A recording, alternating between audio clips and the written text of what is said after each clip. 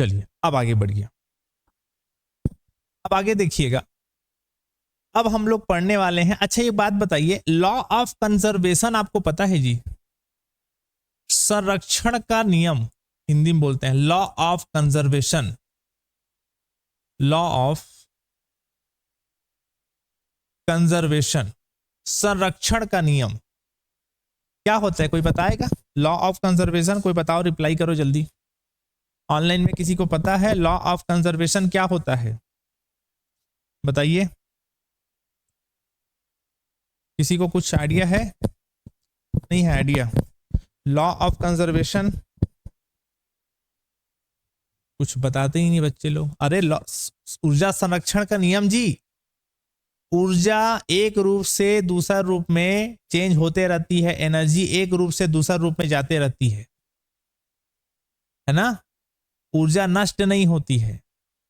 जो एनर्जी है वो एक फॉर्म से दूसरा फॉर्म में चेंज होते रहती है, वो नष्ट नहीं होती है, फिनिश कभी नहीं होती। इसी को बोलते हैं लॉ ऑफ कंजर्वेशन। कहीं पास लिख लेना ना, ऊर्जा एक रूप से दूसरा रूप में बदलती रहती है, वो नष्ट नहीं होती है पूरी तरीके से। ठीक है, चलिए।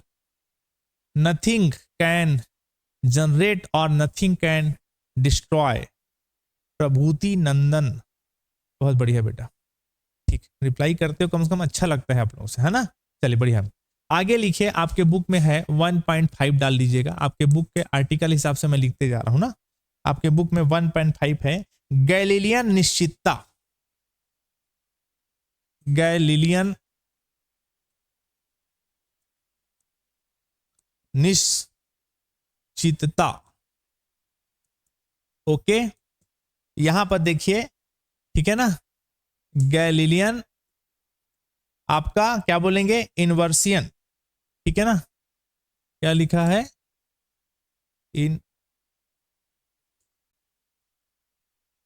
इनवेरिएंस, इनवेरिएंस है ना? थोड़ा देख लीजिएगा, मेरा इंग्लिश भी बहुत अच्छा नहीं है, थोड़ा सा, है ना? हम लोग हिंदी मीडियम में पढ़े हैं, थोड़ा दिक्कत होता है ना ट्रांसलेट करने में। गैलीलियन इन क्या लिखा है? इनवेरिएंस, ठीक। गैलीलियन निश्चितता, ठीक। अब थोड़ा ध्यान से समझिएगा क्या है ये चीजें, ठीक। नमस्ते गुरुजी, विनय जी, अभी लाइव आ रहे हैं श्रीमान आप? बहुत टाइम हो गया क्लास स्टार्ट किए, ठीक। अब ध्यान दीजिएगा, एक मिनट ना, लाइव चल रहा है क्लास में, बताइए। आइए आइए जल्दी बैठो, एक मिनट ना। क्या हो गया बताइए? अच्छा आप मेरे स्टूडेंट को नहीं लगेंगे, खुश रहो। सुनो, लाइव चल रहा है, बैठो, बैठिए, लाइव चल रहा है क्लास। बताइए ना जी, मेरा क्लास कंटिन्यू है। आपको मैं ना कुछ काम था अर्जेंटली क्या? अच्छा सेकेंड सेमेस्टर, क्या नाम है? अच्छा रोज, आपका नाम क्या है? अच्छा आप ही रहते हो लाइव आप? तो मेरा क्लास ना 7:30 खत्म हो जाएगा, 7:45 तक। आप वेट करेंगे ऑफिस में बैठ के? ठीक है, तो फिर आधा घंटा वेट कीजिए। आप लोग घूम के आ जाइए, मैं आधा घंटे बाद मुलाकात करता हूँ, ठीक है? ओके।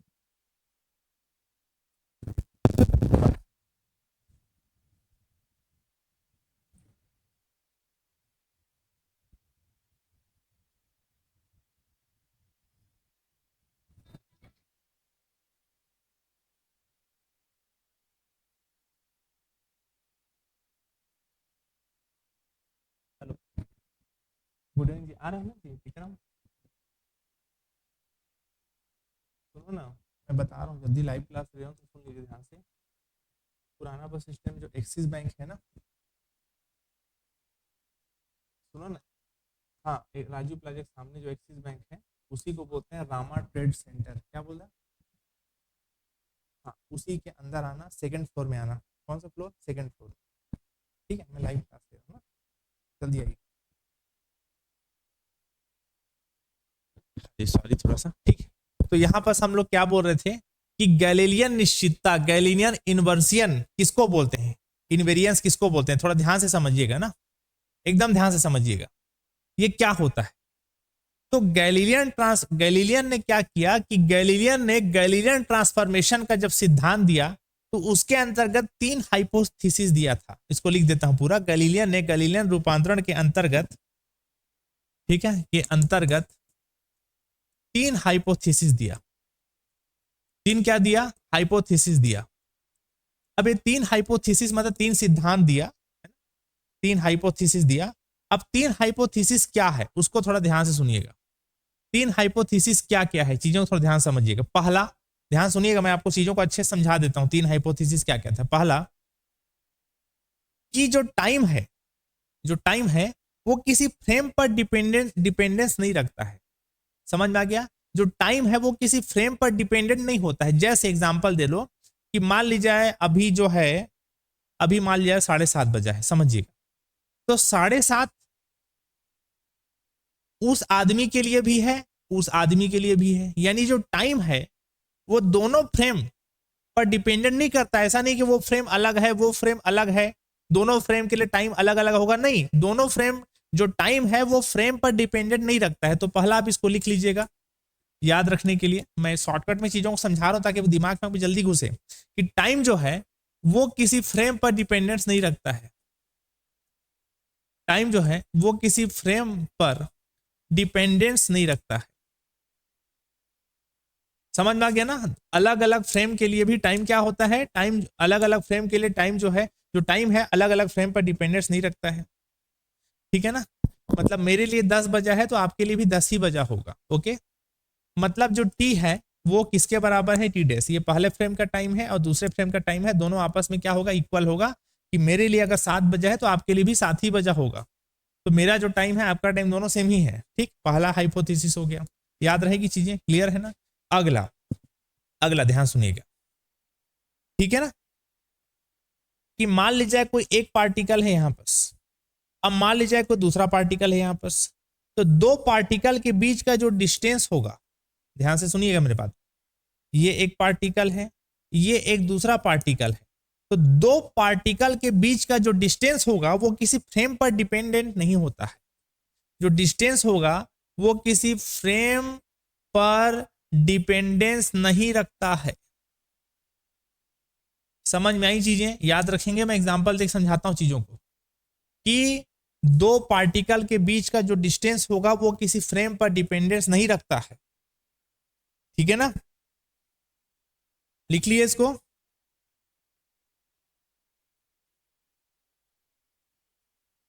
ठीक है, जैसे जैसे समझिए मैं खड़ा हूं, ध्यान से समझिएगा। मैं खड़ा हूं, एक बाइक गुजरा, दूसरा बाइक गुजरा। समझ में आ गया? दो बाइक गुजरा। तो मैं समझ लो मैं खड़ा हूं, मैं फ्रेम के रूप में हूं, मैं समझ लो एस हूं। एस मतलब लिखा थोड़ा देर पहले, अब इक्वेशन सॉल्व कर, मैं एस हूं, मैं फ्रेम हूं। मेरे सामने दो बाइक गुजरा। तो दोनों बाइक के जो बीच का डिस्टेंस है वो फ्रेम पे डिपेंडेंट हुआ क्या? नहीं हुआ। उनके बीच जो डिस्टेंस था वो था। समझ में आ गया ना? अगर मैं यहां खड़ा हूं, यहां भी खड़ा हो जाऊं, तो भी दो बाइक के बीच का डिस्टेंस तो वही रहेगा जो उनके बीच रहा होगा। मतलब दो पार्टिकल के बीच का जो डिस्टेंस है वो किसी फ्रेम पर डिपेंडेंस नहीं रखता है। ये दूसरा हाइपोथेसिस है। इसको थोड़ा सॉल्व करके लिखना चाहे तो आप ऐसे लिख सकते हैं कि मान लीजिए एस, फ्रेम एस के लिए जो कोऑर्डिनेट्स है पहले बाइक के लिए, बाइक समझ लो, पहले बाइक के लिए क्या क्या कोऑर्डिनेट्स में बोला, x1 y1 और z1 है। एंड दूसरे बाइक के लिए जो कोऑर्डिनेट्स है उसको मैं बोल दिया x2 y2 और क्या है बताओ, बोलो z2 है। चीजें समझ में आ रहे हैं? तो इसके लिए अगर दोनों बाइक के बीच का डिस्टेंस निकालूंगा तो डिस्टेंस का फार्मूला आप लोग स्कूल लाइफ से पढ़ते आ रहे हो, क्या क्या होगा बताओ, बोलो। x2 माइनस x1 का square plus y2 minus y1 का square plus z2 minus z1 का स्क्वायर। चीजें समझ में आ गई? ठीक। फिर एक दूसरा फ्रेम लेता हूं एच डैश, उसके रेस्पेक्ट में जो बाइक का जो कोऑर्डिनेट्स होगा वो कितना कितना मैं बोल दिया, x1 y1 और z1 और डैश डैश डैश लगा दी, अलग होगा ना। और दूसरा जो बाइक गुजर रहा था उसका जो कोऑर्डिनेट्स है उसको मैं बोल दिया x2 डैश, y2 डैश और z2 डैश है। तो इनके बीच का डिस्टेंस निकालूंगा, उसको एल डैश नाम दे देता हूं। कैसे निकालते हैं डिस्टेंस बताओ, x2 माइनस x1, अब डैश डैश वाला है। तो ये फार्मूला आप लोग स्कूल लाइफ में पढ़े हो कि नहीं पढ़े हो, बता दीजिए जी। कंफ्यूजन हो रहा तो बताइए। दूसरा मैं क्या लिख दिया बताओ, बोलो। y2 dash minus y1 dash का स्क्वायर और z2 dash minus z1 dash का स्क्वायर। अब ध्यान दीजिए, अब दोनों डिस्टेंस, तो मैं क्या बोला, ये जो कॉन्सेप्ट बताया कि दो पार्टिकल के जो बीच का डिस्टेंस है वो फ्रेम पर डिपेंडेंट नहीं रखता है। मतलब फ्रेम कहा गया, मतलब फ्रेम एस के लिए जो डिस्टेंस निकला और फ्रेम एच डैश के लिए डिस्टेंस निकला, दोनों डिस्टेंस आपस में क्या होंगे, सेम होंगे। देखो इस ये अलग फ्रेम के लिए, ये अलग फ्रेम के लिए, उसके बावजूद क्या लिखा गया है कि इस फ्रेम के लिए जो डिस्टेंस है वो और इस फ्रेम के लिए जो दोनों बाइक के बीच का डिस्टेंस है वो दोनों आपस में क्या होगा, सेम होगा। क्यों होगा सेम? बिकॉज क्यों होगा सेम? क्योंकि क्योंकि हमने अभी गैलीलियन ट्रांसफॉर्मेशन में चीजों को पढ़ा था। डायग्राम में देखिए, इसको अपन लिखे भी थे कि y y डैश के बराबर होता है, z z डैश के बराबर होता है, t t डैश के बराबर होता है। बिकॉज y y डैश के इक्वल होता है, t t डैश के इक्वल होता है, z z डैश के इक्वल होता है। इस वजह से मैं ये लिख दिया और वहां भी यहां भी x x डैश के इक्वल हो जाएगा। इस वजह से जब ये दोनों सेम है, सॉरी ये दोनों सेम, समझ गए ना सब? अगर सब जो x2 माइनस x1 यहाँ x2 डैश माइनस x1, ये इसका वैल्यू दोनों सेम आएगा, इसका वैल्यू सेम आएगा, इसका वैल्यू सेम आएगा, रखने के बाद दोनों को वैल्यू भी सेम हो जाएगा। इसी नाम से L और L डैश इक्वल हो गया। मेरे राइटिंग पे मत जाइएगा, मैं बहुत रफ एंड टफ लिख रहा हूँ, चीजों को समझाने की कोशिश कर रहा हूँ कि गैलीलियन ने अपने गैलीलियन ट्रांसफॉर्मेशन में बेसिकली 3 हाइपोथेसिस दिया था, जिसमें पहला हाइपोथेसिस, सेकंड हाइपोथेसिस बता दिया मैं। एक मिनट ना,